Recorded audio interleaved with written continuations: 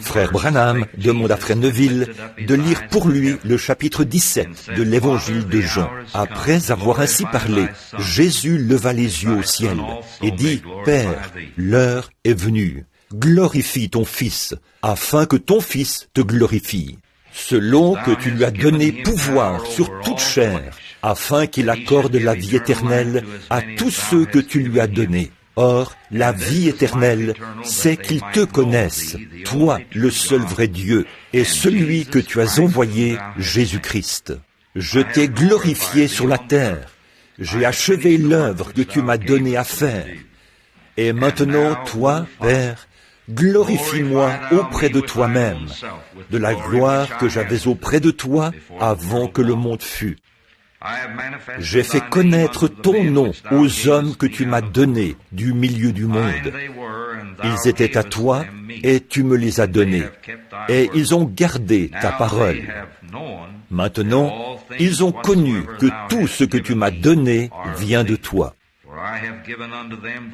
Car je leur ai donné les paroles que tu m'as données, et ils les ont reçues. Ils ont vraiment connu que je suis sorti de toi, et ils ont cru que tu m'as envoyé. C'est pour eux que je prie. Je ne prie pas pour le monde, mais pour ceux que tu m'as donnés, parce qu'ils sont à toi, et tout ce qui est à moi est à toi, et ce qui est à toi est à moi. Et je suis glorifié en eux. Je ne suis plus dans le monde, et ils sont dans le monde, et je vais à toi. Père Saint, garde en ton nom ceux que tu m'as donnés, afin qu'ils soient un comme nous. Lorsque j'étais avec eux dans le monde, je les gardais en ton nom. J'ai gardé ceux que tu m'as donnés, et aucun d'eux ne s'est perdu, sinon le fils de perdition, afin que l'Écriture fût accomplie. Et maintenant, je vais à toi, et je dis ces choses dans le monde, afin qu'ils aient en eux ma joie parfaite. Je leur ai donné ta parole, et le monde les a haïs, parce qu'ils ne sont pas du monde, comme moi je ne suis pas du monde. Je ne te prie pas de les ôter du monde, mais de les préserver du mal. Ils ne sont pas du monde, comme moi je ne suis pas du monde. Sanctifie-les par ta vérité. Ta parole est la vérité. Comme tu m'as envoyé dans le monde, je les ai aussi envoyés dans le monde, et je me sanctifie moi-même pour eux, afin qu'eux aussi soient sanctifiés par la vérité. Ce n'est pas pour eux seulement que je prie, mais encore pour ceux qui croiront en moi par leur parole, afin que tous soient un, comme toi, Père, tu es en moi, et comme je suis en toi, afin qu'eux aussi soient un en nous, pour que le monde croie que tu m'as envoyé.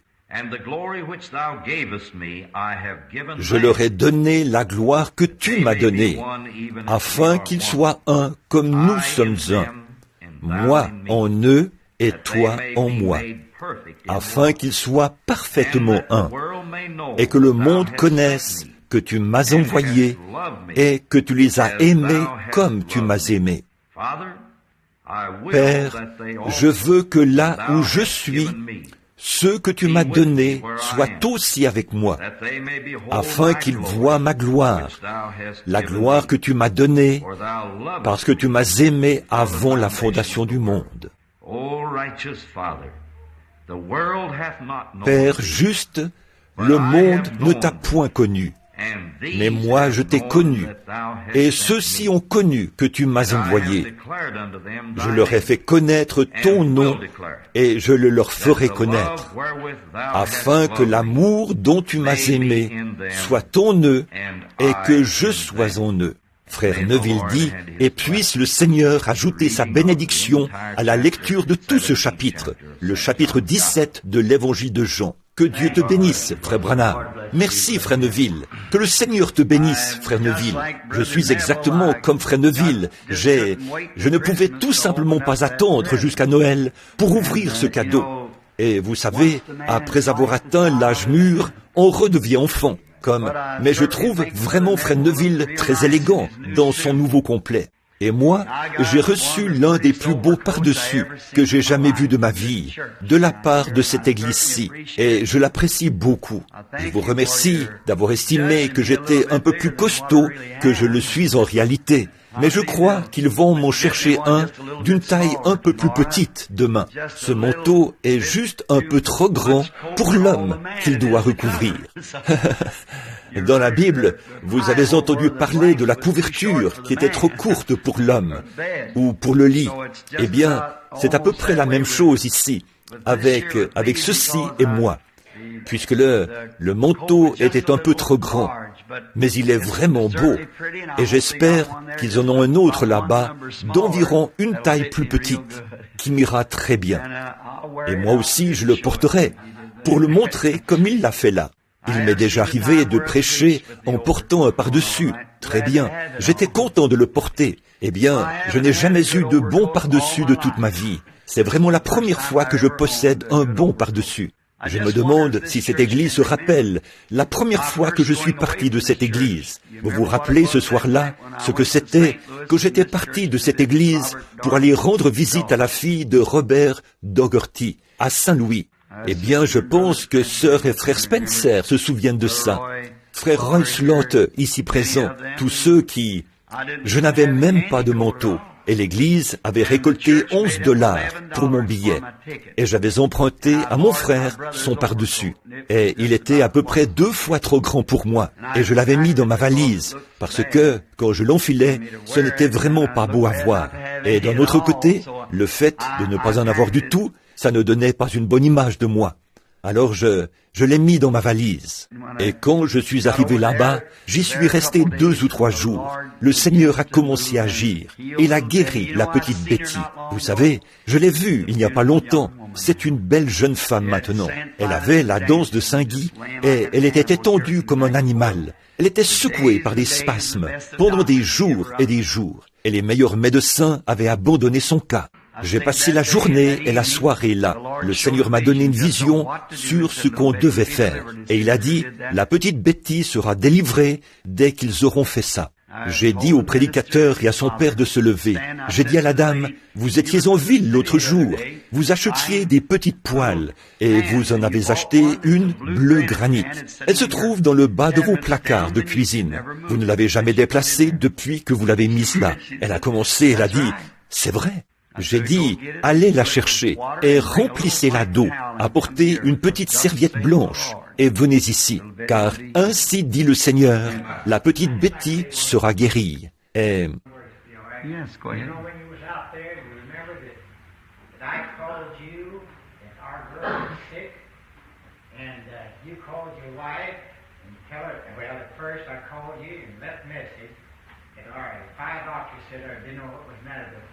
Yes.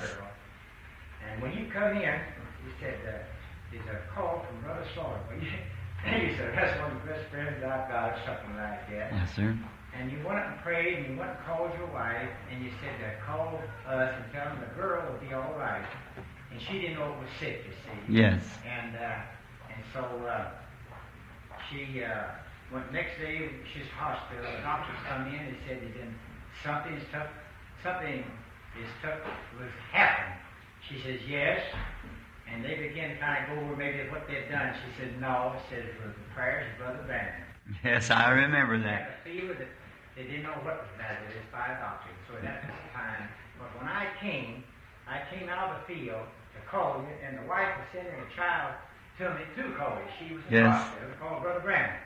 So it was just a coincidence. We met in the field, and then when I called you, then you had prayer, and you called back, and you said, tell that girl, and she's all right. Yes.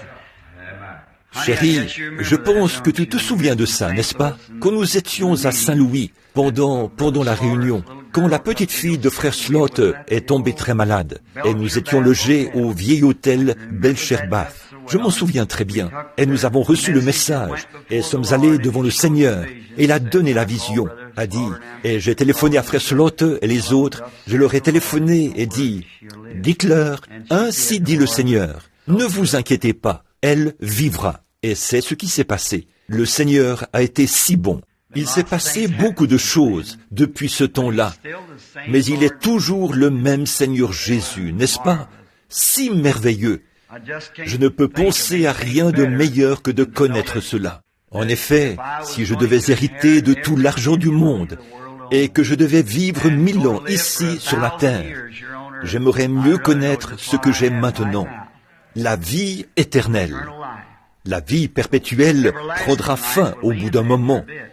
La vie éternelle n'a pas de fin, parce qu'elle n'a pas de commencement. Et donc, nous en sommes reconnaissants. Frère Neville vient de lire quelques passages de l'Écriture qu'il a lus pour moi dans l'Évangile de Jean.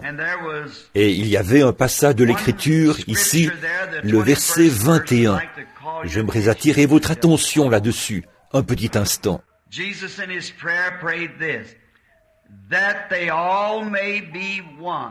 Jésus, dans sa prière, a dit ceci, « Afin que tous soient un, comme toi, Père, tu es en moi, et comme je suis en toi, afin qu'eux aussi soient un en nous, pour que le monde croie que tu m'as envoyé. » Et si je me permets de l'appeler un sujet, j'aimerais dire ceci, l'unité d'un seul Dieu dans la seule Église. Vous savez, Dieu a fait l'homme pour qu'il atteigne des réalisations. C'est pour ça qu'il a été fait. Tout au long de sa vie, l'homme a essayé de réaliser quelque chose. Et ces réalisations, la raison pour laquelle il cherche à les faire, c'est parce qu'il a été conçu pour ça. Dieu l'a fait ainsi. Mais le problème, c'est que dans ses réalisations, il cherche à faire quelque chose de son propre chef. C'est là qu'il fait son erreur et qu'il a des ennuis. Or, au commencement, la Genèse, qui est le chapitre des semences de la Bible, nous voyons là que quand Dieu a créé l'homme, il l'a créé de la façon dont il savait qu'il devait être.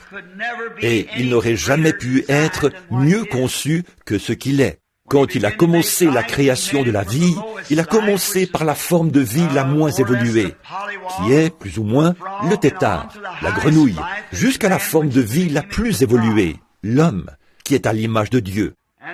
Et alors, dans cette vie, l'homme s'est mis à réaliser des choses. Mais quand il l'a fait, il a commencé à laisser Dieu de côté. Il a commencé à avoir des motifs égoïstes.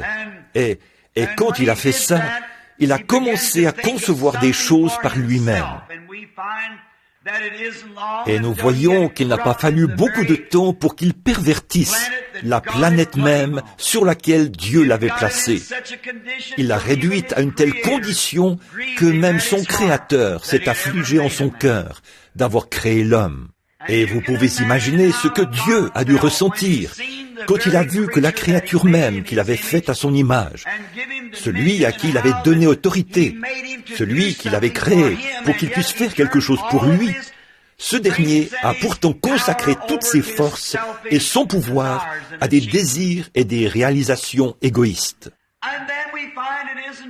Et alors, nous voyons que peu de temps après cette grande leçon que Dieu a donnée à l'homme à cette époque-là, en détruisant le monde entier par l'eau, comme la Bible nous le dit, qu'il a inondé la terre et a tout détruit à l'exception d'un reste qu'il a épargné, Noé et sa famille. Et l'homme, tout de suite après cette grande leçon, il semble que l'homme est incapable de tirer une leçon, si ce n'est à ses dépens. Nous remarquons cela même dans nos enfants. Nous devons les punir bon nombre de fois, sévèrement, pour leur faire comprendre. Il semble que l'homme, en soi, est un échec total, dès le départ. Quand il a perdu sa relation avec Dieu, il est devenu une entité à lui seul. Il ne dépendait plus de Dieu. Et quand Dieu lui a donné la leçon de ce qu'il en coûtait d'essayer de faire quelque chose par ses propres moyens, que ses œuvres s'anéantiraient, tout de suite après, nous les voyons de nouveau se mettre à atteindre des réalisations. Et la Bible déclare, ils se sont bâtis une tour, ils voulaient monter jusque dans les cieux, pour arriver jusque dans les cieux sans emprunter la voie que Dieu avait préparée pour eux, pour qu'ils viennent. Et les hommes peuvent faire mieux quand ils s'unissent. Maintenant, prenez un homme, tout seul. Son pouvoir se limite à celui d'un seul homme. 2 hommes, ça double sa force. 4 hommes rendent sa force 4 fois plus grande. Et Dieu veut que nous soyons un. Dieu a créé l'homme pour que nous soyons un. Et nos motifs doivent être un. Et nos objectifs doivent être un. Et nos réalisations doivent être un. C'est comme ça qu'il a été conçu, tout simplement.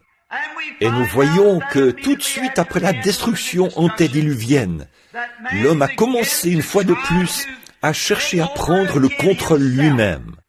Et pendant tout le temps où ces choses se passent, l'Esprit du Dieu vivant conteste avec la chair, cherchant à éloigner l'homme de ses propres réalisations, cherchant à éloigner l'homme de ses propres motifs et objectifs égoïstes, pour l'amener vers un plan établi par Dieu.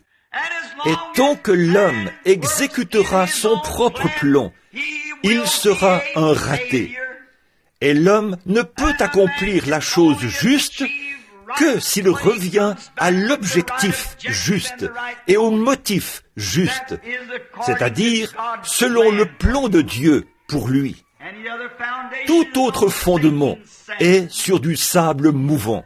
Et nous voyons alors qu'ils ont essayé de s'unir et ils se sont mis à devenir une seule personne. Mais cette unité qu'ils avaient faite à ce moment-là, c'était sous un pouvoir politique.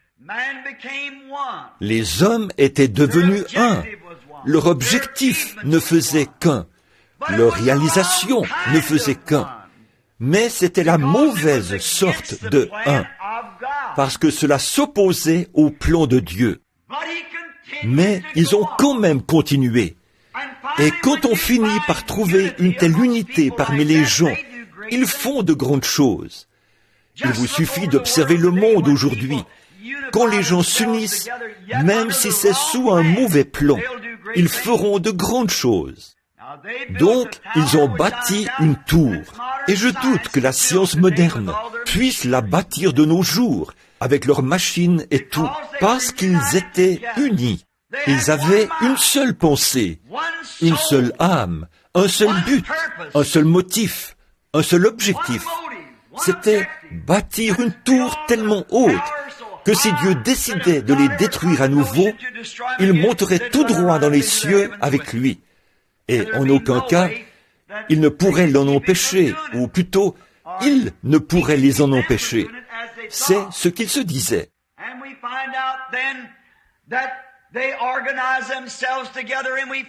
Et nous voyons alors qu'ils se sont organisés, et nous les retrouvons encore complètement en dehors de la volonté de Dieu. En voilà une belle image d'aujourd'hui, quand les hommes cherchent à s'unir. Et nous devons être unis. Mais eux, ils s'unissent sous les mauvais systèmes. Avez-vous déjà remarqué comment le diable imite les choses de Dieu? Avez-vous déjà vu comment il utilise les choses que Dieu a faites selon son dessein? Et ce qui est mal est tellement trompeur. Bon, un mensonge, s'il s'agit d'un vrai mensonge, qu'il est évident, alors n'importe qui peut le détecter. Mais le mensonge qui contient à peu près 99% de vérité, c'est ce mensonge-là qui est trompeur. Avez-vous déjà remarqué la façon dont le diable a séduit Ève? Tout ce qu'il lui a dit était exactement la vérité, à l'exception d'une seule chose. Il a dit, vos yeux s'ouvriront, et vous connaîtrez le bien et le mal, et tout ça. Et vous serez comme des dieux, parce que vous ne distinguez pas le bien du mal pour l'instant. Et toutes ces choses étaient vraies. Mais quand elle a dit, l'Éternel Dieu a dit que nous mourrions, il a dit, certainement que vous ne mourrez point. Voyez, tant de vérité là-dedans. Et puis, un tout petit peu de mensonge. Et Jésus a dit, sur la terre, un peu de levain fait lever toute la pâte. Et il faut que la chose soit parfaitement vraie. Autrement, elle n'est pas vraie du tout. Et le plan du salut doit être exact. Et les promesses de Dieu sont exactes. Et elles s'accomplissent de façon exacte. Autrement, il y a quelque chose qui cloche quelque part. Et si l'Église du Dieu vivant n'accomplit pas ce que Dieu avait résolu qu'elle fasse, il y a quelque chose qui ne va pas avec ce système quelque part. Forcément, prenez un bon mécanisme tel qu'une montre et que chaque rouage de ce mécanisme travaille en harmonie. Alors, elle indiquera l'heure parfaitement. Mais si un rouage prend une direction et qu'un autre en prend une autre, elle n'indiquera pas l'heure juste. Peu importe combien les joyaux sont beaux, il faut qu'ils soient tous unis. Et c'est cela le but de Dieu, que nous nous unissions et que nous soyons un. Mais là, nous voyons comment le diable imite les choses. Toute l'injustice, ce n'est que la justice pervertie. Un mensonge, ce n'est que la vérité déformée. Les bonnes choses que Dieu fait, les mauvaises choses, ce sont les bonnes choses perverties. Ainsi donc, l'injustice, c'est la justice pervertie. Satan ne peut rien créer de lui-même. Il ne peut que prendre ce que Dieu a déjà créé pour pervertir cela. Un homme qui vit avec sa femme est parfaitement en ordre. Mais s'il prend une autre femme, bien que ce soit le même acte, c'est perverti et c'est la mort. L'un amène la vie, l'autre amène la mort. C'est comme ça, en effet. Toutes les choses que Satan a à sa portée, il ne fait que prendre ce que Dieu a fait et il change le tout. Avez-vous déjà observé la religion mahométane? Au tombeau de Mahomet, depuis 2000 ans, il y a un cheval blanc scellé. Toutes les 4 heures, il relève la garde et un autre cheval blanc est amené là. Et ils font cela avec respect et en croyant toujours que Mahomet ressuscitera un jour et qu'il chevauchera pour aller s'emparer du monde. Ils le croient. Et vous êtes-vous déjà demandé pourquoi un cheval blanc? Savez-vous que l'Écriture déclare que Jésus reviendra monté sur un cheval blanc et son vêtement teint de sang et son nom est la parole de Dieu? C'est le Seigneur Jésus. Il reviendra chevauchant dans les cieux avec les armées derrière lui, monté sur un cheval blanc. Voyez-vous cette religion pervertie qui a changé les choses en disant que ce sera Mahomet sur un cheval blanc. Mais Jésus, il revient dans les cieux. Et Mahomet, c'est terrestre. Donc, Satan œuvre avec les choses de la terre, alors que Dieu œuvre avec les choses des cieux. Et avez-vous déjà pensé à la tour de Babylone et fait la comparaison avec l'échelle de Jacob? Comment il cherchait à construire des marches d'escalier autour de la tour qui iraient jusqu'au ciel. Il ne cherchait qu'à pervertir l'échelle de Jacob qui allait des cieux jusqu'à la terre. Et les anges qui descendaient et qui montaient, ils ont perverti cela.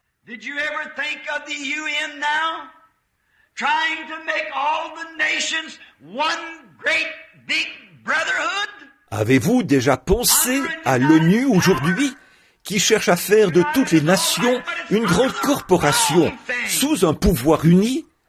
Uni, c'est très bien, mais c'est sous la mauvaise chose. Satan est à la tête de toutes les nations. L'Écriture déclare que Satan est le chef de la terre. Quand il a transporté Jésus sur une très haute montagne et qu'il lui a montré tous les royaumes du monde, il a dit « Ils m'appartiennent ». Jésus n'a pas dit le contraire. En effet, c'est vrai. Voilà pourquoi nous avons des guerres et des massacres.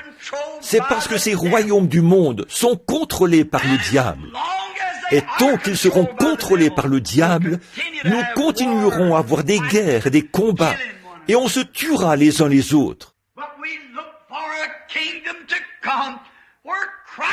Mais nous nous attendons à voir venir un royaume où Christ viendra, et il n'y aura plus de guerre, et il y aura une paix éternelle. Avez-vous pensé que dans cette Russie, ils ont une fausse Pentecôte? Ça, c'est l'œuvre du diable. Ils cherchent à contraindre tous les hommes à rejoindre le communisme, où tous les hommes ont tout en commun. Savez-vous que c'était la condition de l'Église sous le contrôle du Saint-Esprit au jour de la Pentecôte? Que les gens vendaient leurs possessions et les déposaient aux pieds des disciples. Et ils faisaient des distributions à chacun selon qu'il en avait besoin. Et maintenant, le diable est arrivé et il est entré dans le monde et a instauré un pouvoir politique pour contraindre l'homme à faire cela.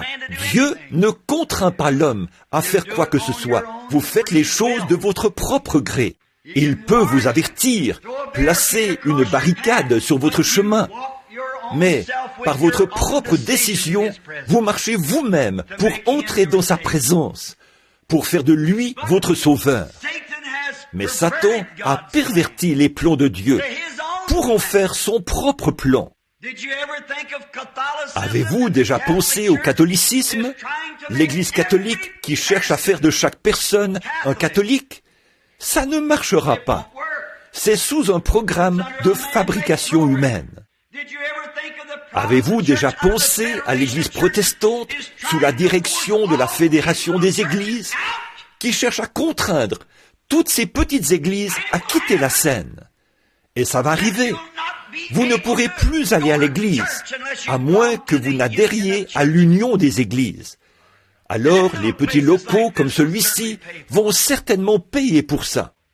Mais nous avons une écriture qui déclare « Ne crains point, petit troupeau, votre Père a trouvé bon de vous donner le royaume. » C'est à cela que nous nous attendons. Alors, voyez-vous, tout ça, c'est la réalisation que l'ennemi cherche à faire, à réaliser, mais c'est sous le mauvais plan. C'est sous son propre plan, mais il n'a pas l'original. Il doit prendre quelque chose que Dieu a fait, et ensuite le pervertir, afin d'en faire une chose qui n'est pas juste pour y arriver. De nos jours, il cherche à pervertir le monde, ou à le transformer en une seule grande union des nations, une corporation. Et si elle est sous un déguisement de fabrication humaine, elle aura un chef, et ce sera le diable, parce qu'il est le chef de chacune d'elles. Le royaume de Dieu n'est pas de cette terre. Le royaume de Dieu est dans nos cœurs. C'est le royaume spirituel dans lequel nous sommes nés. Jésus a dit, le royaume de Dieu arrive, mais pas sans violence. Et le royaume de Dieu est en vous. Le Saint-Esprit, le royaume de Dieu qui agit dans l'homme et qui le gouverne et le contrôle. Voilà le royaume. Et nous voyons que ces nations procèdent avec tromperie, les unes envers les autres, parlant de paix tout en ayant un couteau derrière le dos, prêtes à se détruire les unes les autres.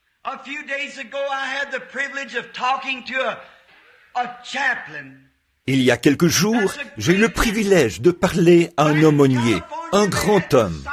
Et en Californie, ils avaient des scientifiques parmi les meilleurs de tous les pays. Et ils s'étaient retrouvés là pour une rencontre et pour avoir une réunion secrète à huis clos. Et vu que c'était vraiment épouvantable, ils ont demandé à un aumônier de se joindre à eux. Et cet aumônier, qui est mon ami, a dit, « Frère Branham, avant qu'ils m'emmènent là-bas, ils ont vérifié mon dossier jusqu'à mon arrière-grand-mère, avant que je puisse assister à cette réunion. Et il a dit, j'aurais souhaité ne pas avoir été là. Il a dit, quand ces scientifiques se sont levés et ont commencé à parler, il a dit, il semblait que la pièce était plongée dans la désolation, qui vous donne l'impression d'être dans une maison de glace, des frissons, ça glacerait le sang d'un homme. Il a dit, nous n'avons pas le droit de parler de ces choses, nous avons prêté serment. Mais il a dit, j'ai le droit de vous dire ceci. Il a dit, ils sont sur le point de se débarrasser de l'armée et de l'aviation, le corps d'aviation militaire et tout ça. Il a dit, ils n'en ont plus besoin. Il a dit, ils ont des armes si mortelles qu'elles pourraient détruire la terre entière en l'espace d'une seconde. Et il a dit, s'ils permettaient que ce soit de notoriété publique, là, les gens paniqueraient et ils iraient dans les rues en criant à tue-tête. Il a dit, ils ont une bombe qui tomberait sur la terre, une seule bombe dont l'explosion détruirait tout ce qui se trouve dans un rayon de 280 kilomètres et formerait un cratère d'une profondeur de plus de 30 mètres. Où pourriez-vous vous cacher? Et si vous creusiez à une profondeur de 300 mètres, impossible, vous vous retrouveriez dans l'éruption volcanique de la Terre. Mais si vous pouviez creuser à une profondeur de 300 mètres sous terre, une secousse de cette ampleur au-dessus de vous, vous réduirait en poussière. Il a dit, ce grand scientifique s'est levé. C'était le scientifique le plus distingué de l'armée. Il a dit, messieurs, je voudrais bien pouvoir prendre une vieille vache et un chariot et le conduire là-bas, derrière les montagnes, et oublier tout ça. Passer le petit temps qu'il me reste à vivre sur la terre et partir. Il a dit, mais nous devons y faire face. Conduire derrière les montagnes, ça ne servira à rien. Il a dit, ces montagnes seraient réduites en poussière ou en cendres volcaniques. Oh mon frère, ça vaut la peine de savoir où l'on a une issue dans ces temps-là. Nous avons une issue. Nous avons un abri. Cet abri se trouve sous les ailes de la protection éternelle du Seigneur. Sachons ceci, que vous avez une âme immortelle qui ne peut pas mourir, qui n'est pas faite d'atomes ou d'hydrogène ou d'oxygène ou de quoi que ce soit qui se trouve sur cette terre. Elle est faite par l'Esprit. Le Dieu Tout-Puissant l'a créée lui-même et vous l'a donnée. Quel jour que celui dans lequel nous vivons. Quelle époque où l'homme a accompli réalisation après réalisation, jusqu'à accomplir lui-même ces choses. Maintenant, qu'allons-nous bien pouvoir faire de tout ça? Voyez-vous, Satan utilise la tête de l'homme. C'est ce qu'il avait choisi dans le jardin d'Éden, de prendre contrôle de la tête de l'homme, sa pensée. Et il a amené cela même dans l'Église. Voyez, le diable prend contrôle de la tête de l'homme pour pouvoir utiliser ses yeux. Et si vous remarquez, si cet homme n'est pas véritablement né de nouveau, sur le plan spirituel, il acceptera ce qu'il peut voir de ses yeux, l'orgueil de la vie.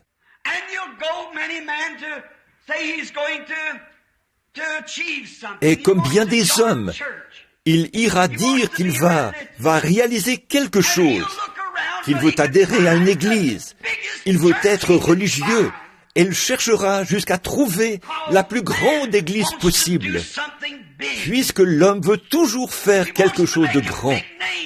Il veut se faire un grand nom. Voilà ce qu'un homme charnel, à la pensée folle, pense. Oh, si je peux avoir ma propre organisation, si je peux simplement ajouter quelques milliers de membres à ma dénomination, alors elle sera au pays la plus importante dans son genre. À quoi cela sert-il? Mais il pense qu'il est en train de réaliser quelque chose parce qu'il ajoute plus de membres. Je crois que c'était il y a quelques années, en 1944, que les baptistes avaient sorti un slogan, 1 million de plus en 44. Et quand ils gagnaient, après en avoir obtenu 1 million de plus, c'est exactement comme adhérer à un club. S'ils ne sont pas de véritables disciples de Christ, nés de nouveau, ils n'ont de baptiste que le nom. Regardez les autres dénominations, les luthériens, les presbytériens, les pentecôtistes, toutes les autres dénominations, elles sont pareilles. Elles cherchent à réaliser quelque chose. Elles veulent faire quelque chose de grand, voyez, parce que c'est avec son œil à lui qu'il regarde. C'est avec son œil qu'il considère les choses. Et bon nombre de fois, il ne comprend pas que c'est la chose même qu'il ne devrait pas faire. Mais le diable utilise l'œil de l'homme et lui montre quelque chose d'attrayant. Il lui ouvre les yeux pour qu'il regarde à cela. Et il a amené cela jusque dans l'Église, dans la pensée intellectuelle de l'homme. Il y a quelque temps, ce grand évangéliste, Billy Graham, était ici à Louisville. Et il a montré sa Bible. Il a dit, ceci, c'est le point de référence de Dieu. Et il a raison. Il a parfaitement raison. Mardoché Ham, l'évangéliste, ma vieille patrie du Kentucky, et moi étions assis à la même table. Billy s'est converti sous le ministère de Mardoché Ham. Et nous étions assis là. Et il a dit, que se passe-t-il? Il a dit, Paul était allé dans une ville et n'avait fait qu'un seul converti. Il y est retourné 1 année plus tard et il en a trouvé 30 qui s'étaient convertis par l'entremise de celui-là. Il a dit, je suis allé dans une ville et j'ai fait 20 000 convertis. J'y suis retourné 1 an après et je n'en ai même pas trouvé 20. Il y a quelque chose qui ne va pas. Et il a dit, savez-vous ce que c'est? C'est vous, les prédicateurs paresseux, qui vous installez dans des bâtiments, dans vos bureaux, vos pieds sur le bureau, et vous n'allez pas visiter les gens. Je me suis dit, Billy, voilà un très bon intellectuel. Ne rapportez pas mes paroles, s'il vous plaît. Mais ce n'est pas cela. Qui étaient les pasteurs qui sont allés voir celui que Paul avait converti? Ce n'était pas ça. Voici ce que c'est. Ces soi-disant séries de réunions aujourd'hui, et ce sont de grandes séries de réunions, mais ça n'a d'effet que sur la partie intellectuelle de l'homme. Cet homme est charmé par une série de réunions de réveil, et il dit, oui, j'accepte Christ, et il le fait de façon intellectuelle, parce qu'il est au milieu d'une grande foule. Il le fait parce qu'il y a de grands prédicateurs devant lui, mais ce n'est qu'une conception intellectuelle. Cet homme ne pourra jamais progresser. Cela ne doit pas rester dans ses pensées, mais entrer dans son cœur, afin qu'il naisse de nouveau. Sinon, il ne pourra jamais résister à l'épreuve. La conception intellectuelle, c'est très bien, mais souvenez-vous, quand l'œil regarde les choses, le diable utilise votre œil. Dans le jardin d'Éden, on a eu la preuve que le diable choisit la tête de l'homme pour y œuvrer. Mais Dieu choisit le cœur. Le diable montre à l'homme par ses yeux quelque chose qu'il peut voir. Et il dit, voir, c'est croire. Mais quand Dieu vient à un homme, il vient à son cœur. Et par la foi, il l'amène à croire des choses de son cœur que ses yeux ne voient pas. Car l'Écriture déclare que la foi est une ferme assurance des choses qu'on espère, une démonstration de celles qu'on ne voit pas. Dieu œuvre ici. Satan œuvre ici. Alors, à quoi servent ces grandes écoles et ces séminaires finalement? Parfois, pas tout le temps, mais trop souvent, ça tire la chose d'ici jusqu'ici, alors que ça devrait la prendre d'ici pour l'amener jusqu'ici, dans le cœur de l'homme. Vous savez, l'Écriture déclare, un homme est tel que sont les pensées dans son cœur. Le vieil incrédule et critique disait, Dieu a fait preuve de folie en déclarant qu'il y a des facultés mentales dans le cœur de l'homme. Parce que là, il n'y a pas ce qu'il faut pour penser. Mais il y a environ 4 ans, la science a découvert que dans le cœur humain, il y a une faculté de réflexion. Il y a une petite pièce, un petit endroit où il n'y a pas la moindre cellule, un petit compartiment dans le cœur humain. Il n'y en a pas dans l'animal, ni dans aucune autre forme de vie. Mais dans le cœur humain, il y a un petit endroit, et ils n'ont jamais pu déterminer ce que c'était. Mais ils ont fini par dire ceci, c'est l'endroit où réside l'âme. Donc, les paroles que Dieu prononce sont vraies. Un homme est tel que sont les pensées dans son cœur, pas dans sa tête. Si Dieu avait voulu dire tête, il aurait dit tête. Il a dit son cœur. Et si Moïse, quand il est arrivé, et Moïse, Dieu a dit, « ôte tes souliers, Moïse, tu es sur une terre sainte. » Et si Moïse avait répondu, « Bon, un instant, Seigneur, je sais que tu voulais dire mon chapeau. Je vais simplement enlever mon chapeau. » C'est plus respectueux. Il n'a jamais dit chapeau, il a dit soulier. Voilà ce qu'il a voulu dire. Il n'a jamais voulu dire de vous serrer la main et d'adhérer à l'Église. Il a dit, vous devez naître de nouveau, et ce, d'en haut. Pas d'inscrire votre nom dans un registre, mais soyez régénérés, et votre âme transformée, votre être entier renouvelé. Or, quand un homme n'a jamais eu cette expérience, il est quand même un fils de Dieu dans la création, un fils de Dieu déchu. Voilà pourquoi il peut prendre du bois et fabriquer des édifices. Il peut prendre du fer et fabriquer des machines. Il peut prendre des joyaux et fabriquer des montres. Que peut-il faire? Il peut prendre quelque chose issu de la création originelle et le pervertir de sa position originelle pour en faire quelque chose de grand. Mais il ne peut pas créer. Seul Dieu peut créer, lui seul. Et alors nous remarquons ceci, que Satan, en choisissant la tête de l'homme, il a pris sa partie intellectuelle. Et maintenant, l'Église a commencé à agir dans la partie intellectuelle de l'homme. Oh, c'est une grande Église. Nous avons une grande dénomination. Nous sommes la plus vieille du pays. Mais mon frère, à moins que cet homme, ou cette femme, ou ce jeune homme, ou cette jeune fille, soit entièrement converti, il acceptera ses conceptions intellectuelles et dira, la Bible ne veut pas dire ceci, et elle ne veut pas dire cela. Les jours des miracles sont passés, et ces autres choses, ça n'existe pas. Voilà, ça, ce n'est pas vrai. Et vous dites, et ces jours sont passés, parce qu'il regarde cela de façon intellectuelle. Mais que ce même homme prenne le peu de connaissances qu'il a dans la tête, le remette à Dieu, et laisse l'Esprit du Dieu vivant descendre dans son cœur. Il appellera toute parole de Dieu la vérité, et toute promesse divine. Alors, il peut accomplir quelque chose pour Dieu. Voyez-vous, cette petite partie, ce compartiment dans le cœur de l'homme, Dieu l'a fait là, à l'intérieur, pour lui-même. C'est son poste de commande. Il s'installe là pour vous contrôler. Cet endroit lui appartient. C'est de là qu'il envoie ses messages, du poste de commande.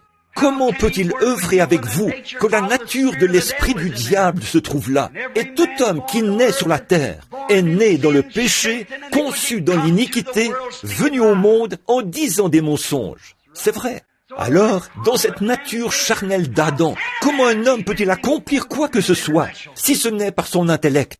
Mais quand il devient une nouvelle création, et que ce vieil homme est parti, et que le nouvel homme, Christ, monte sur son trône dans le cœur humain, alors la vie prend un aspect différent. Alors il emprunte un nouveau chemin.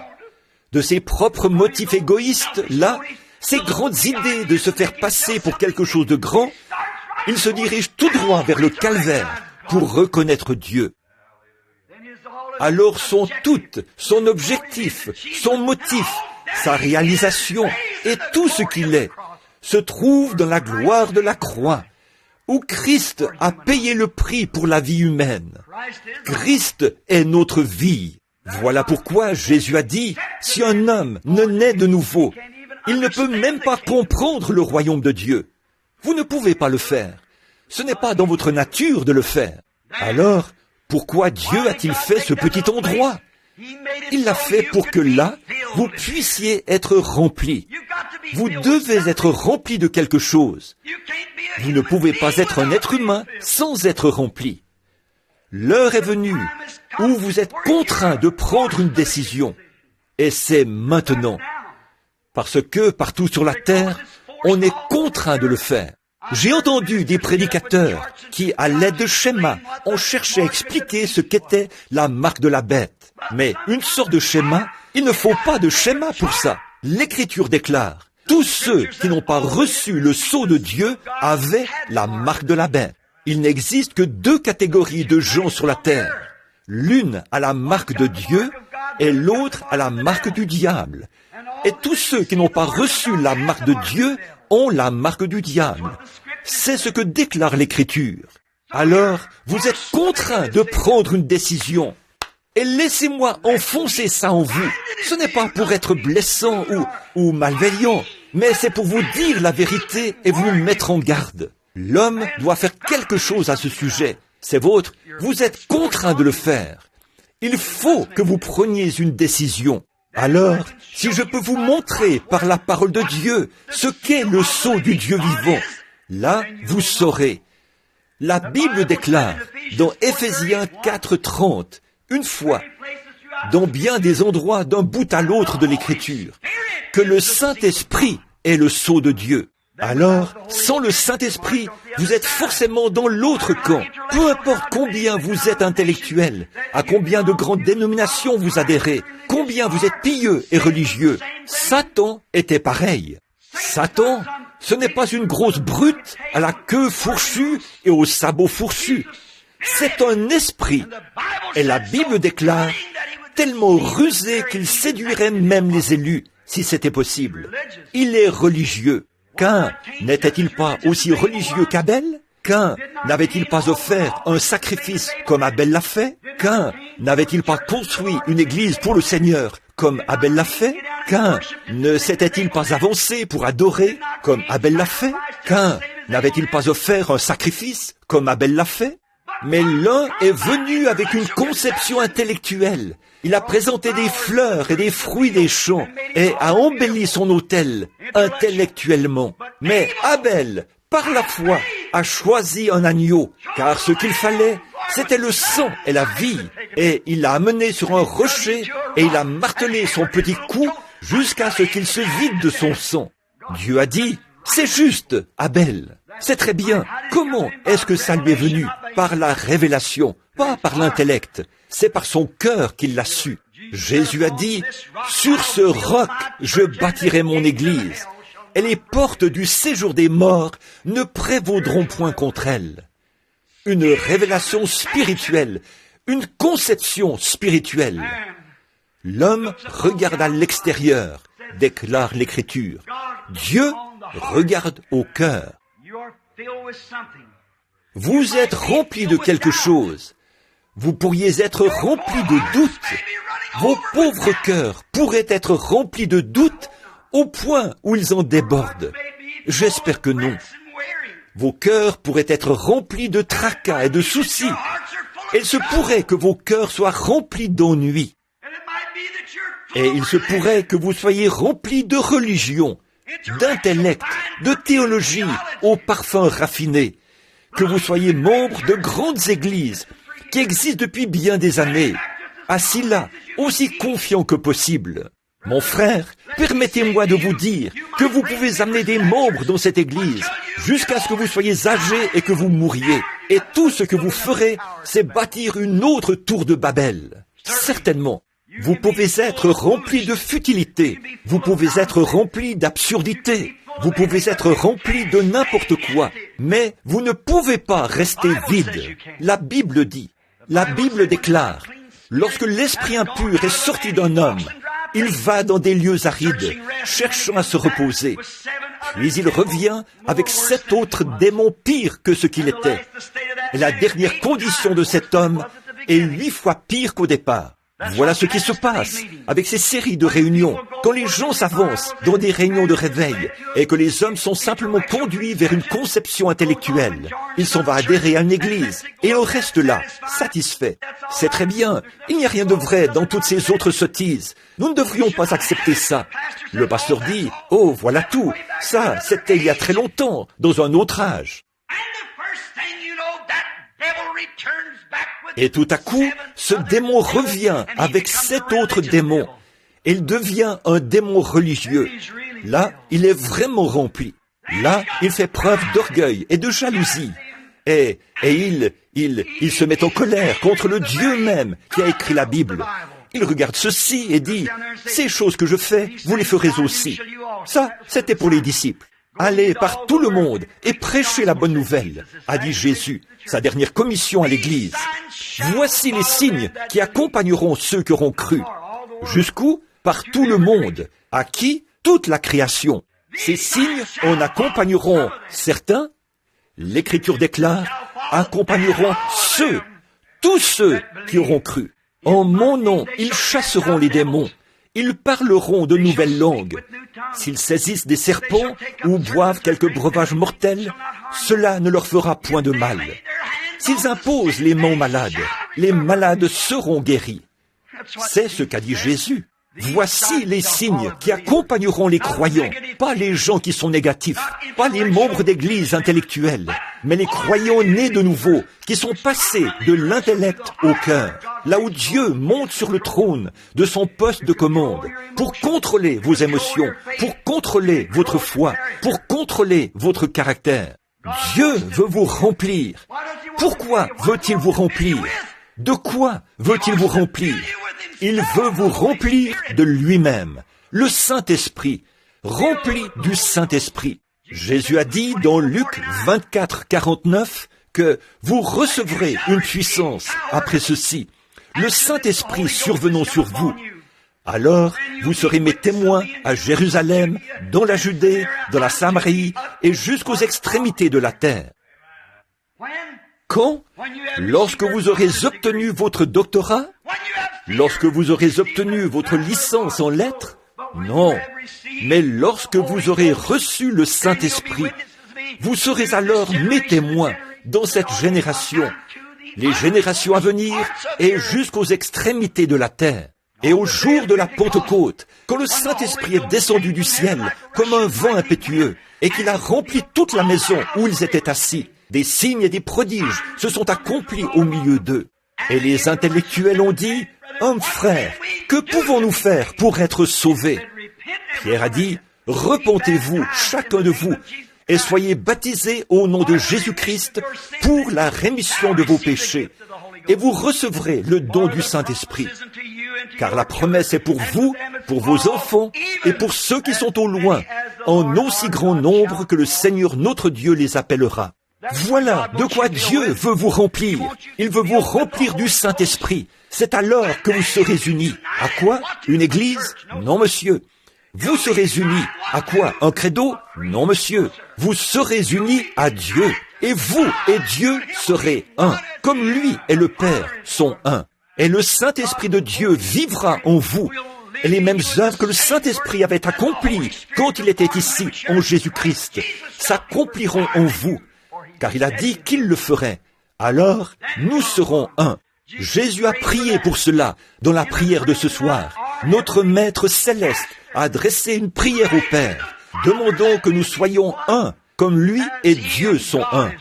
Et à quel point était-il proche? Dieu était la vie et l'esprit qu'il y avait en lui. Et si nous sommes un avec lui, nous le serons. Sa vie et son esprit seront en nous.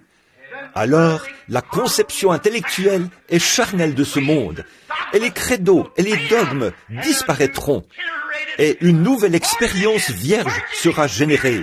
Le baptême du Saint-Esprit, la nouvelle naissance, aura lieu dans le cœur humain. Alors, vous serez un. Alors le frère sera vraiment un frère. La sœur sera une sœur.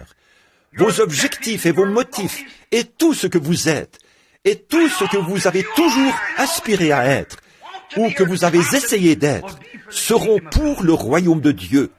Peu importe l'église que vous représentez, où vous allez, ou ce que vous faites. Aujourd'hui, tant de gens disent que le Saint-Esprit n'est pas réel aujourd'hui, alors que des dizaines de milliers d'entre eux, des millions, disent que ce n'est pas vrai. Il y en a autant qui se réjouissent des bénédictions de cela. Ce sont surtout des gens pauvres, des gens qui ont été découragés et rejetés par le monde, des gens qui ont été chassés des églises parce qu'ils croyaient que Dieu est Dieu, mais ils ont été remplis de son esprit. Ils ont un même but, Ils sont d'un même cœur. Qui sont ces gens? Méthodistes, baptistes, presbytériens, catholiques, témoins de Jéhovah, orthodoxes, juifs, tous réunis. Ils deviennent un. Pas un à l'égard d'un credo, pas un à l'égard d'une dénomination. Ça, c'est l'œuvre du diable, par des conceptions intellectuelles. Mais l'œuvre du Saint-Esprit, le royaume de Dieu en vous. Et Dieu est assis sur le trône de votre cœur, à son poste de commande. Il contrôle vos émotions, il contrôle vos puissances, il contrôle vos idées, et il vous unit à lui, dans la communion et dans l'amour. Et Dieu vous remplit d'amour, il vous remplit de puissance, il vous remplit de l'esprit, il vous remplit de sa propre nature divine. Elle change votre nature charnelle en sa nature. C'est alors que vous devenez une nouvelle création en Christ. Alors, l'amour, vous sortez, et il semble que les oiseaux chantent différemment. Oh, quand Christ vient, comme tout est différent, vous pouvez regarder en arrière en vous disant, comment ai-je pu me tenir loin de cela? Comment ai-je pu rejeter cela? Tout est différent. Vous n'avez pas d'ennemis, ils ont tous l'air gentils. Vous pouvez pardonner tout ce qu'on vous a fait. L'ennemi le plus acharné, vous pouvez prier pour lui dans la rue, passer votre bras autour de ses épaules et le relever. Quel que soit le credo, la dénomination dont il fait partie, c'est une créature pour laquelle Christ est mort. Voilà de quoi Dieu veut que vous soyez remplis. Voilà le remplissage. Voilà le royaume. Voilà ce en quoi nous sommes un. Donc, nous sommes un, pas pour l'avancement d'une dénomination, pas pour l'avancement d'une secte ou d'un credo. Nous sommes un pour l'avancement du royaume de Dieu. Alors, nous nous reportons à son plan, et chaque fois que cette Bible bénie dit quelque chose, le Saint-Esprit qui est en vous s'écrie, « C'est exact, c'est ma parole ». Il ne dit pas, « Qu'a dit Dr. Jones?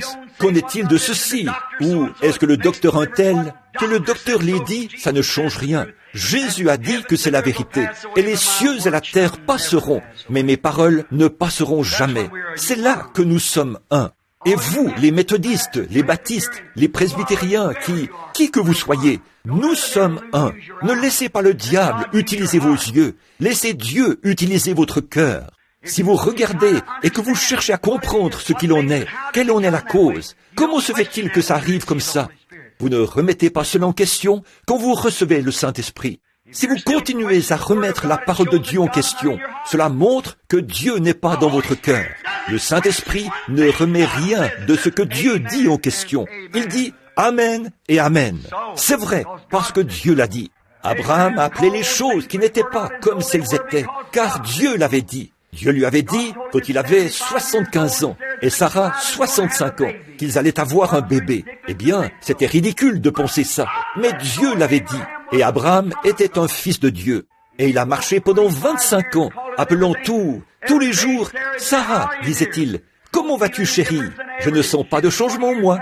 Je suis comme je l'ai toujours été. » Elle avait passé la ménopause depuis 40 ans. Elle n'avait jamais eu d'enfant, alors qu'elle vivait avec lui depuis qu'elle avait 17 ans. Mais il croyait Dieu, et il appelait tout ce qui était contraire comme si ça n'existait pas. Et il appelait la parole de Dieu la vérité. Un premier mois a passé. Comment te sens-tu, Sarah? Pas de changement. Eh bien, il a dit, gloire à Dieu, nous allons avoir ce bébé de toute façon. Une année a passé. Comment te sens-tu? Pas de changement. Mais nous allons l'avoir de toute façon. Et la Bible déclare, au lieu de s'affaiblir, il se fortifiait chaque fois. Ce serait un plus grand miracle. Dieu l'a dit, cela doit arriver. 25 ans. Et voilà qu'elle avait 90 ans. Et lui, 100. Un jour, un ange est descendu. Il avait le dos tourné à la tente et il a dit, « Abraham, je vais te visiter. » Et il a dit à Abraham ce qui allait arriver. Et le petit Isaac est né. Pourquoi? Parce qu'Abraham ne douta point par incrédulité au sujet de la promesse de Dieu, mais il fut fortifié, donnant gloire à Dieu. Pourquoi? Ce n'était pas dans son entendement, c'était dans son cœur. Le trône de Dieu se trouve dans le cœur humain. Là, nous devenons un. Nous avons un même but, nous avons le même accomplissement. Si un frère méthodiste gagne une centaine d'âmes pour Dieu, Amen et Amen. Si le presbytérien, qui qu'il soit, gagne une âme à Christ, Amen et Amen. Si Tommy Osborne gagne 1 million d'âmes cette année, et Oral Roberts 1 million d'âmes, Et Billy Graham, 1 million d'âmes. Et toute autre dénomination, 1 million d'âmes. Je peux me tenir là et louer le Dieu vivant. En effet, voilà ce que nous accomplissons pour le royaume de Dieu. Voilà notre objectif, ce qu'il faut faire. Lui envoyer des âmes. Ils sont des chrétiens nés de nouveau. C'est là que nous sommes un. Nous sommes unis ensemble. Nous sommes frères.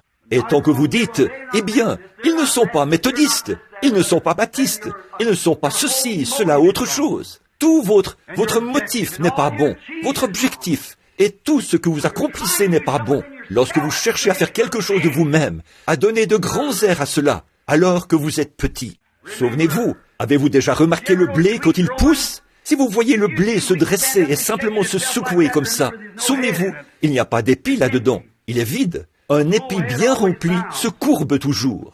Et un homme qui est rempli de la bonté de Dieu et de sa miséricorde, il courbe toujours sa tête dans l'humilité. Celui qui s'abaissera, Dieu l'élèvera. Celui qui s'élève sera abaissé. Mes amis, il est temps que les hommes et les femmes prennent conscience du fait que nous voulons être un.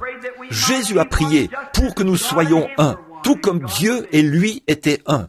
Et Dieu était en lui. Et nous sommes un avec Christ si nous laissons Christ entrer. Mais la seule façon pour nous de le faire, c'est de le laisser occuper le poste de commande dans notre cœur. C'est alors que nous devenons un. C'est bientôt Noël. Nous sommes confrontés au temps. Nous sommes confrontés à des choses horribles. Toutes ces choses auxquelles nous sommes confrontés, quoi qu'il advienne, qu'est-ce que ça peut bien faire? Tant que Christ est au poste de commande, qu'il nous contrôle et qu'il nous donne la foi de croire des choses que nous ne pouvons pas voir. Dieu a dit que la foi est une ferme assurance des choses qu'on espère, une démonstration de celles qu'on ne voit pas. Vous y croyez parce que Dieu est dans votre cœur et il vous dit que sa parole est vraie. Et aucun esprit de Dieu ne reniera jamais quoi que ce soit de la parole de Dieu. L'Esprit de Dieu reconnaîtra ce qui est de lui. Oh, comme je suis heureux de savoir qu'il y a un Dieu, qu'il est réel. Il y a quelque temps, ici en Indiana, il y avait 2 jeunes hommes qui avaient été élevés dans une ferme. Ils étaient pauvres au possible, des garçons de ferme. Et ils avaient grandi ensemble. Et un jour, l'un s'est marié. Quelques jours après, l'autre s'est marié. Et l'un est parti en ville pour y vivre. Et il a commencé à jouer à la bourse. Et il s'est éloigné des enseignements de son enfance. Il s'est retrouvé dans les mauvaises choses. Et il a fait ses opérations. Il est devenu de plus en plus riche, jusqu'à finir par devenir multimillionnaire. Et il s'est installé là-bas à Chicago. Et sur l'une des plus importantes rues, il s'est fait construire un palais. Sa femme et lui couraient les boîtes de nuit, buvaient des cocktails et sortaient toute la nuit. Ils avaient des majordomes et tout pour pourvoir à leurs moindres désirs. Et ils pensaient qu'ils profitaient bien de la vie. Mais un homme qui vit comme cela ne connaît pas la paix. Il n'y a pas de paix pour un cœur troublé. Pour un cœur pécheur, il ne peut pas y avoir de paix. Si un homme brûle d'envie de boire et qu'il appelle cela la vie, il pense s'amuser, mais cela montre le vide qu'il a à l'intérieur. Prenez un homme, s'il gagne $1 million, il en voudra 2. Prenez un homme qui va à une soirée et qui prend un verre ce soir-là, il en voudra un autre. Prenez un homme qui a été infidèle à sa femme une fois, il le fera de nouveau, vice-versa. Voyez, c'est quelque chose, et il n'est jamais satisfait. Il peut bien posséder $1 million ou posséder 10 millions. Il se couche le soir en état d'ébriété, il se réveille le lendemain matin hanté, en plein cauchemar, l'esprit troublé. Vous appelez cela la paix? Ce n'est pas la paix, ça. Mais un homme n'a peut-être même pas d'oreiller sur lequel poser la tête. Il n'a peut-être même pas une paire de chaussures présentables ou les moyens d'avoir un bon repas chez lui. Mais si Dieu règne dans son cœur, il se couche heureux et se réveille heureux. C'est une paix permanente. C'est quelque chose que Dieu fait. Cet homme avait oublié cet enseignement. Il est allé jouer à des jeux d'argent. La période de Noël est arrivée. Il a pensé à son copain. Alors, il lui a écrit une lettre. L'un s'appelait Jim, le riche, et Jean, c'était le pauvre. Et il lui a écrit une lettre. Et il a dit, Jean, j'aimerais que tu viennes me visiter ici pendant les vacances. J'aimerais te rencontrer, te parler à nouveau. Cela fait très longtemps que je ne t'ai pas vu. Il lui a répondu par écrit, il a dit, j'aimerais bien venir, Jim, mais je ne peux pas. Je n'ai pas l'argent pour venir. Quelques jours après, un chèque est arrivé par courrier et ça disait, allons, je veux que tu viennes quand même. Alors Jean s'est préparé. Ce garçon de la campagne, il a enfilé une salopette propre et présentable, a mis son chapeau et un petit manteau de couleurs différentes, et il est monté dans le train. Une fois arrivé là-bas, un chauffeur se tenait là pour l'accueillir, avec une grosse limousine. Il ne savait pas comment se comporter. Il est entré dans la limousine, son chapeau à la main, regardant autour. Ils ont roulé jusqu'à un grand palais à Chicago. Il est descendu, s'est dirigé vers la porte et a appuyé sur la sonnette. Et un majordome est sorti et a dit « Votre carte, s'il vous plaît, monsieur ». Il ne savait pas à quoi il faisait référence. Il lui a remis son chapeau. Il ne connaissait rien d'une carte d'invitation. Il ne possédait pas grand-chose des biens de ce monde. Il lui a dit « Il me faut votre carte ». Il a dit « Je ne sais pas de quoi vous parlez, monsieur ». Il a dit « C'est Jim qui m'a demandé de venir. C'est tout ce que je sais ». Alors, il est retourné à l'intérieur et a dit à son partenaire, qui n'était pas encore levé, il a dit, il y a un drôle de bonhomme à la porte. Il a dit, il est habillé, je n'ai jamais vu d'homme habillé comme lui. Et il a dit que Jim l'a fait venir. Il a dit, dis-lui, entrez. Ce dernier a enfilé son peignoir, a traversé le couloir pour rejoindre son vieil ami de la campagne. Elle lui a serré la main. Il a dit, Jean, tu ne peux pas savoir combien je suis heureux de te revoir. Et le brave monsieur de la campagne se tenait là, parcourant la pièce du regard. Il a dit, « Jim, tu es vraiment dans l'abondance. » Il a dit, « Je veux te faire visiter les lieux. » Il l'a amené à l'étage, et là-bas, sur la véranda, il a ouvert une fenêtre. Il a dit, « Où est Marthe ?» Oh, il a dit, « Elle n'est pas encore rentrée. Elle était sortie hier soir. » Il a dit, « Ah, et vous deux, comment ça va ?» Il a dit, « Oh, sans plus. » « Jean, comment ça va entre toi et Cathy ?» Il a dit, « Vraiment bien. » Il a dit, « Oh, elle est à la maison ?» Il a dit, « Oui, nous avons 7 enfants. » Il a dit, « Vous avez des enfants, vous ?» Il a dit, « Non, Marthe n'en voulait pas. » Il a dit, « Elle s'est dit que nous ferions mieux de ne pas avoir d'enfants. Ça affecte la vie sociale. » Tu sais, il a soulevé les rideaux et a dit, « Regarde ici. » Il a dit, « Tu vois cette banque tout là-bas ?» Il a répondu, « Oui. » Il a dit, « Je suis le président de cette banque. » Il a dit, « Tu vois cette compagnie de chemin de fer ?» Oui. Il a dit, « Je détiens des actions là-dedans, d'une valeur d'1 million de dollars. » Et il a regardé en bas, et il a vu les grands jardins et tout ça. Combien c'était beau. Et le brave Jean se tenait là, son chapeau de paille à la main, regardant autour. Il a dit, « C'est très bien, Jim. Je suis certainement bien content que tu aies tout ça. » Il a dit, « Cathy et moi, nous n'avons pas grand-chose. » Il a dit, « Nous vivons toujours dans cette petite maison de bardeaux, là-bas. » Et il a dit, « Nous n'avons pas grand-chose, mais nous sommes très heureux. »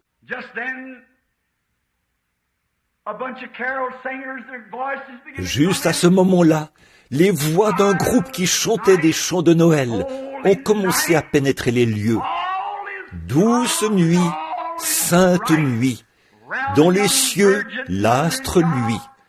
Le mystère annoncé s'accomplit, cet enfant sur la paille endormi. Jim s'est retourné et a regardé Jean. Jean a levé les yeux vers Jim. Il a dit, « Jean, je veux te demander quelque chose. » Il a dit, « Te souviens-tu du temps où nous étions de jeunes garçons et nous allions à cette vieille petite église rouge là-bas, au bord de la route, et nous entendions ces bonnes vieilles chorales de campagne chanter ces chants ?» Il a dit, « Oui. » Il a dit, « Tu continues d'y aller ?» Il a dit, « Oui, j'en suis toujours membre. » Il a dit, « Je suis diacre là-bas maintenant. » Il a dit, « Et toi, Jim ?» Il a dit, « Tu parlais de combien tu possèdes ici. » Il a dit, « Combien possèdes-tu là-haut ?» Jean, je suis désolé. Il a dit, « Je ne possède rien là-haut. » Il a dit, « Te souviens-tu d'une année? C'était juste avant Noël. Nous n'avions pas de chaussures. » Et il a dit, « Tout ce qui nous intéressait, c'était de nous procurer des pétards pour Noël. » Et il a dit, « Nous étions sortis placer des pièges pour attraper des lapins, pour nous procurer des pétards pour Noël. » Il a dit, « Te souviens-tu que ce matin-là, ce gros lapin des bois était dans ton piège ?» Jean a dit, « Oui, je m'en souviens. Tu voulais te procurer des pétards, et tu étais allé t'en procurer. Tu les avais partagés avec moi. » Il a dit, « Oui. » Il a dit, « Jean, Je serais prêt à partager tout ce que j'ai avec toi. Mais il y a une chose que j'aurais souhaité que tu partages avec moi. Il a dit, je donnerais tout ce que je possède si je pouvais à nouveau marcher, pieds nus, sur ce petit chemin poussiéreux qui menait à cette vieille petite église et sentir cette présence du Dieu vivant alors que cette chorale chantait et que ce bon vieux prédicateur de campagne prêchait. Il a dit, je donnerai n'importe quoi, je donnerai tout ce que je possède, chaque action dans les chemins de fer, toutes mes parts de la banque, et cette maison et tout, si je pouvais revenir en arrière et avoir cette paix bénie que j'avais lorsque je montais ce bon vieux chemin.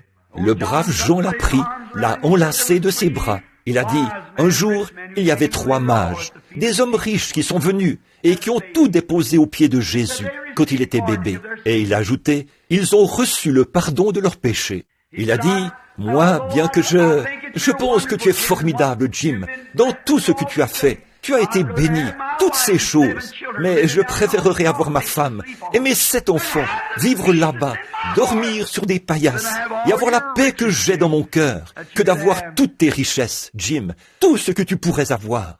Et c'est vrai, mes amis, on ne mesure pas la richesse en dollars. On ne mesure pas la richesse par de grands noms et par la popularité. La richesse, c'est lorsque le royaume de Dieu entre dans le cœur humain, qu'il change ses émotions, qu'il fait de lui une nouvelle créature en Jésus-Christ et qu'il lui donne la vie éternelle. Voilà la plus grande richesse qu'il y a sur terre. Prions. Et pendant que nous avons la tête inclinée, êtes-vous pauvre ce soir, en bien de ce monde? Vous ne savez même pas comment vous allez payer votre facture de charbon, ou votre facture de mazout, ou quoi encore? Peut-être êtes-vous dans cette situation. J'espère que non. Mais si c'est le cas, que vous êtes dans cette situation, vous pouvez quitter ce bâtiment ce soir en étant le pauvre le plus heureux qu'il y a sur la terre.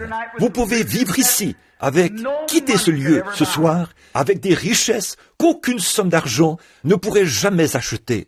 Vous pouvez unir votre cœur avec Jésus-Christ. Il peut entrer dans votre âme et occuper le poste de commande. Et quoi qu'il advienne, vous serez heureux jusqu'à la fin de vos jours. Pourriez-vous, c'est le plus grand cadeau qui ait jamais été offert. Oh, bien sûr, vous offrez des cadeaux de Noël à vos amis. C'est bien, c'est un gage d'affection.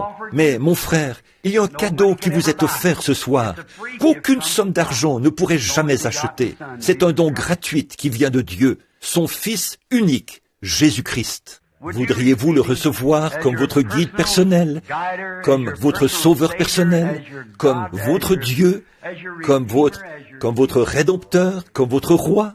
Il guérit l'âme et le corps. Il occupe le poste de commande. Si vous avez des peurs et des doutes, rejetez cela maintenant. Laissez-le être le roi. Laissez-le entrer et prendre le contrôle. Laissez-le être Seigneur. Seigneur, c'est chef. La seigneurie, c'est l'autorité. Vous dites, oh, je crois, je lui ai ouvert mon cœur il y a des années. Mais est-il déjà devenu votre Seigneur, avec le plein contrôle, pour contrôler vos émotions, votre foi et tout? Lorsque vous lisez la Bible, chacune de ces paroles est la vérité. Lorsque la paix, lorsque les contrariétés viennent, vous avez la paix dans votre cœur, sachant que si la bombe atomique devait faire voler cette terre en éclats, ce soir, vous seriez rassemblés en Jésus-Christ, dans la gloire, avant même que les cendres ne se posent sur la terre. Avez-vous cette consolation? Si vous ne l'avez pas et que vous aimeriez l'avoir, voulez-vous rapidement et silencieusement lever la main et, en faisant cela, dire « Seigneur, sois miséricordieux envers moi. Je désire maintenant être uni à toi, comme étant l'un de tes enfants dans le royaume de Dieu. C'est mon motif, mon objectif. Tu sais tout sur moi. Prends-moi, Seigneur, tel que je suis et que je t'appartienne. Que Dieu te bénisse, fiston. Que Dieu vous bénisse, monsieur. Et que Dieu vous bénisse. Et vous, mon frère. Vous là-bas. Et vous, madame. Que Dieu vous bénisse. C'est bien.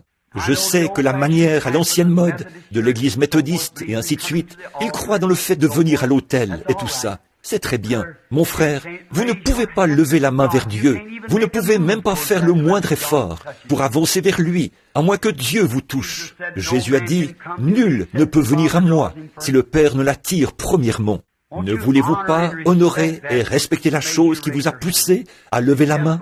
Dites, « Oui, Seigneur, ça vient du fond de mon cœur, et tout péché que j'ai, je le dépose maintenant sur ton autel. » Je me consacre à toi maintenant même, Seigneur, pour qu'à partir de cette heure-ci, je vive pour toi.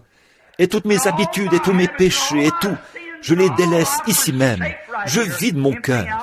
Sois le chef de mon cœur. Sois le Seigneur de mon cœur.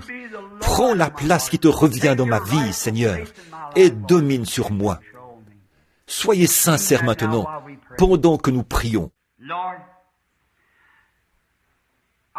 Seigneur, j'ai appris dans ta parole qu'il est écrit que nul ne peut venir à moi si mon Père ne l'attire premièrement.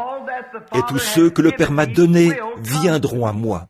Un homme pourrait vivre 10 ans, 20, 50 ou 75 ans, ou plus encore, et il n'est pas encore venu. Mais viendra un temps où la lumière brillera sur son sentier, et il en aura donc l'occasion.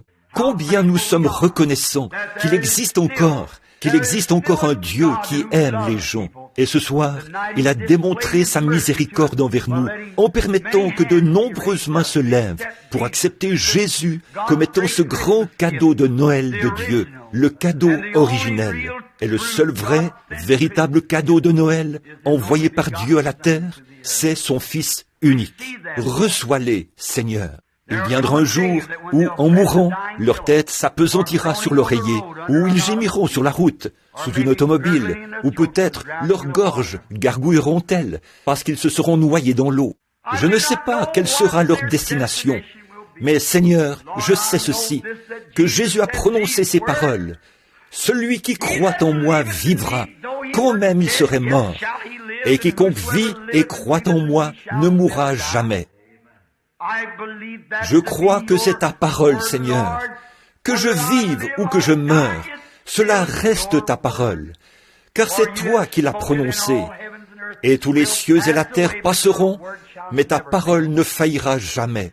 Tu as dit, je ne mettrai pas dehors celui qui vient à moi. Je lui donnerai la vie éternelle, et je le ressusciterai au dernier jour. Qu'il se noie en mer, qu'il soit brûlé par le feu, que ses cendres soient dispersées aux 4 vents de la terre.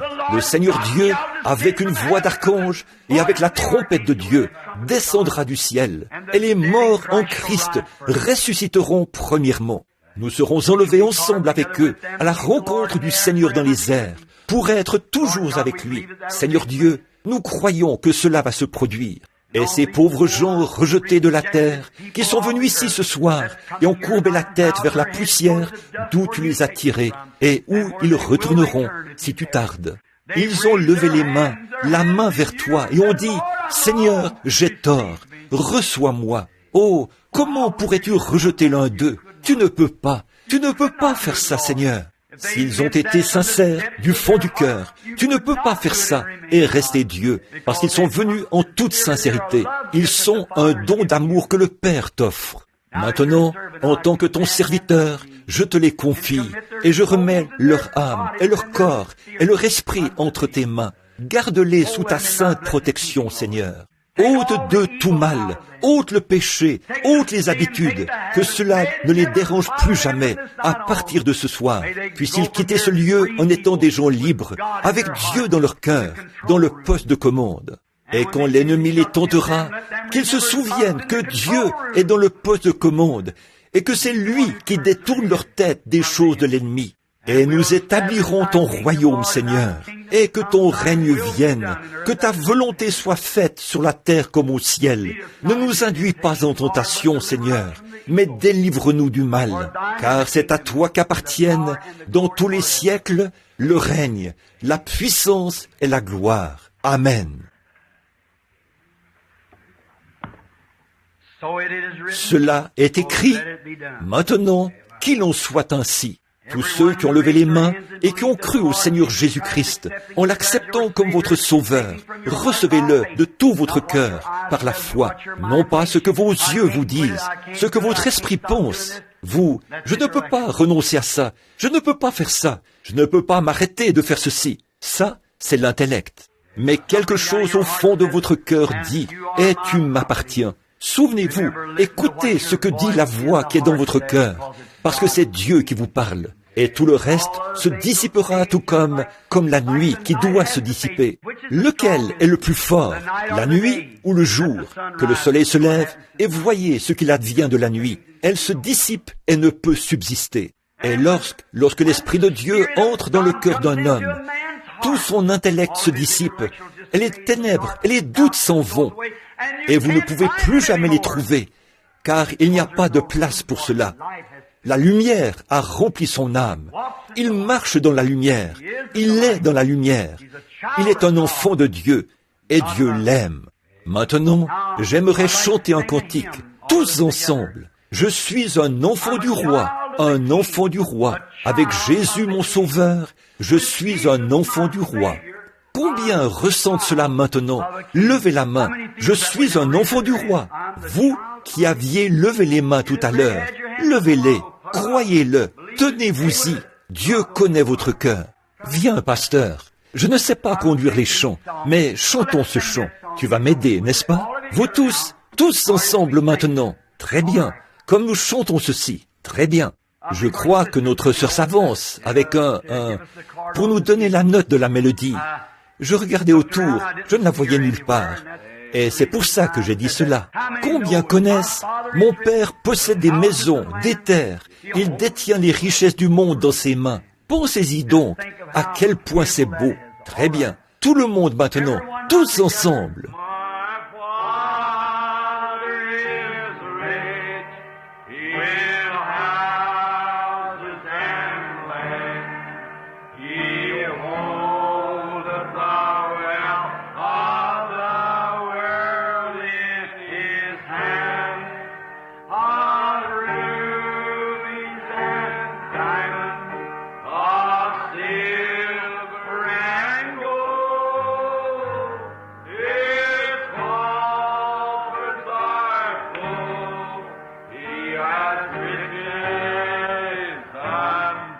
Maintenant, tout doucement. I'm the child of the King, a child of the King, with Jesus,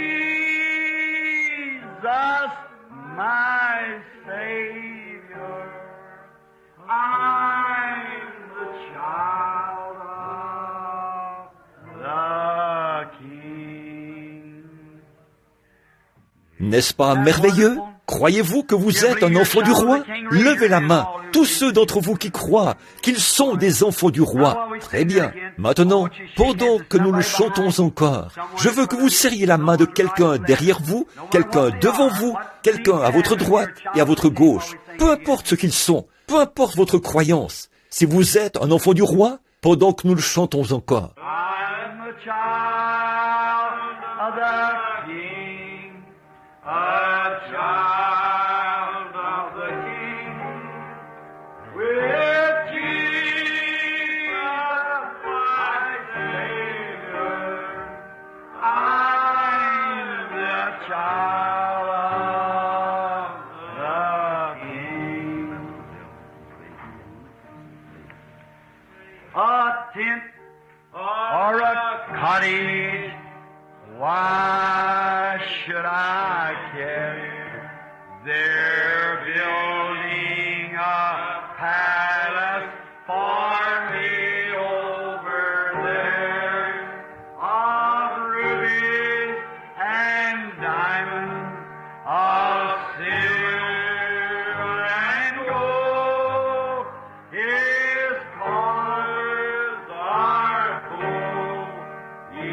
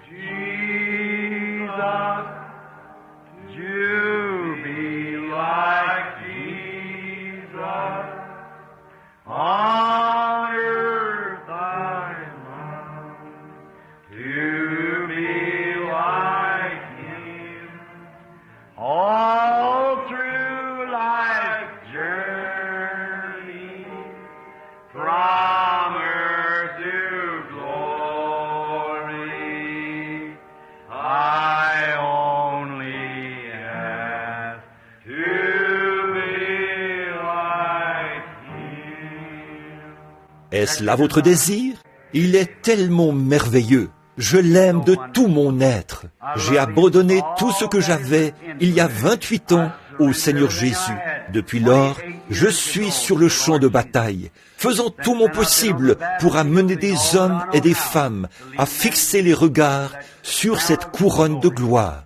Si vous vous mettez à parler de la venue du Seigneur, les gens disaient, « Un homme m'a dit il n'y a pas longtemps, « Oh, pasteur, ne parlez pas de la sorte. » J'ai dit, « Êtes-vous chrétien? » « Oui, mais, oh là là, il nous reste encore beaucoup à faire. » J'ai dit, « La chose la plus joyeuse à laquelle je puisse penser, c'est la venue du Seigneur. » Paul a dit à la fin de la route, « J'ai combattu le bon combat, j'ai achevé la course, j'ai gardé la foi, et désormais m'est réservé la couronne de justice, que le Seigneur le juste juge me donnera dans ce jour-là, et non seulement à moi, mais à tous ceux qui auront aimé son avènement. » Que pourrais-je échanger? Qu'aurais-je à échanger? Car je vieillis. Ce vieux corps malade, frêle et plein de corruption sera changé en un instant, en un clin d'œil. Je serai jeune pour toujours. Je ne connaîtrai plus de période de maladie. Je ne pleurerai plus de larmes. Plus jamais je ne vieillirai. Je ne mourrai jamais. Je ne serai jamais malade. Je n'aurai plus jamais ni chagrin, ni souci. Mais j'aurai un corps semblable à son corps glorieux. Si ça ne représente pas une raison de vivre, si ça, ce n'est pas la chose la plus glorieuse que je connaisse, comment puis-je l'obtenir? C'est un don gratuit. Dieu frappe et je réponds, « Oui Seigneur, tu es mon Créateur, je t'accepte. » Il me scelle en lui par le Saint-Esprit. Alors je ne vois rien d'autre que Jésus et son sang. What can wash away my sin? Nothing but the blood of Jesus. What can make me whole again? Nothing but the blood of Jesus. Oh, precious is the flow that makes me white as snow. No other fount I know. Nothing but the blood of Jesus. N'êtes-vous pas heureux? Je ne connais aucun credo qui peut faire ça. Je ne connais aucune dénomination qui peut faire ça. Je ne connais aucune église qui peut faire ça. Je ne connais aucun homme qui peut faire ça. Je ne connais aucune eau qui peut faire ça. Je ne connais aucune théologie qui peut faire ça. Rien d'autre que le sang de Jésus. Mes espoirs ne sont fondés sur rien d'autre que sur le sang de Jésus avec sa justice. Quand tout ce qui environne mon âme s'effondre, il est toute mon espérance et mon soutien. Est-ce votre cas? Car Christ est le roc où nous nous tenons. Tout le reste est sable mouvant. Tout le reste est sable mouvant. Que Dieu vous bénisse maintenant. Je crois qu'il y a un bébé à consacrer. Je crois. Donc, maintenant, je vais remettre la réunion au pasteur pour cela. Viens donc, Fresneville. Que le Seigneur vous bénisse.